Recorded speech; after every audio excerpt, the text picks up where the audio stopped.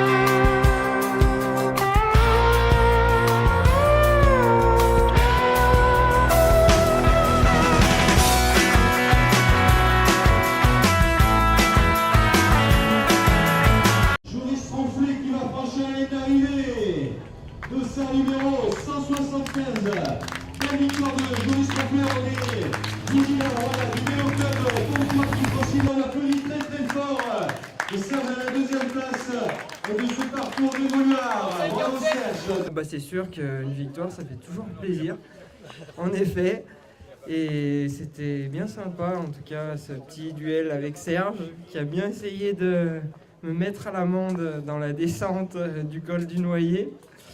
Mais bon, je me suis accroché et finalement j'ai attendu la dernière ascension pour faire l'ultime effort. Je connaissais par cœur l'ascension étant donné que ma copine habite juste au-dessus là, donc je connaissais par cœur le final. Là, des fois j'ai des regrets, mais là j'ai zéro regret. Je connaissais après, dès qu'on s'est retrouvé devant, dans le col d'Espréau, je connaissais après tout le monde. Après, j'avais décidé d'attaquer dans le Noyer. J'ai attaqué, mais c'était pas assez saignant. Juste sur le haut, j'ai attaqué juste dans les... Après, quand j'ai vu que j'arrivais pas à faire la différence, j'ai juste attaqué sur le haut pour faire la descente en tête et au taquet. Je savais que Joris, il descendait pas trop bien. Ce que j'espérais, c'est faire amener deux coureurs avec moi dans la descente et qu'ils rentrent pas. C'est ce qui s'est passé. On s'est retrouvé avec Fiorentino et puis Michel Roux. On a roulé, il était tout seul derrière et il était fort parce qu'on avait 200 mètres d'avance. On a roulé taquet, ils sont rentrés. Bon, après j'ai fait un petit peu la descente de Bayard mais sans trop de conviction et je savais que la dernière bosse allait être dure pour moi et c'est ce qui s'est passé. Apparemment, tu étais plus fort que Joris dans la montée du Noyer. C'est les kilomètres ensuite qui font que du côté du Clos de Charange, où il n'y avait peut-être pas assez de course. Je pense que c'est plus ces kilomètres. J'étais plus fort, c'est beaucoup dire. Satisfait. Je prenais 30 mètres. C'est parti vachement vite dans le fest. C'est vrai que j'ai eu du mal un peu à suivre. Les deux devant étaient costauds. Ouais, c'est des vrais grimpeurs. Donc, moi, je suis pas trop un grimpeur, donc j'ai préféré. J'ai été obligé de laisser partir. Puis après c'est de la gestion de course jusqu'à la fin, parce qu'au Noyer, tu peux encore arriver. Ce sera quoi le programme des le Noyer, ça se passe à. Faut le gérer. Voilà, faut le gérer à ton train, et puis après il y a encore. C'est pas plat après pour rentrer sur Gap, donc. Ouais, la fin c'est terrible. Super belle course de côte la dimanche prochain. Ouais, bien content. Je me suis bien fait plaisir. Alors.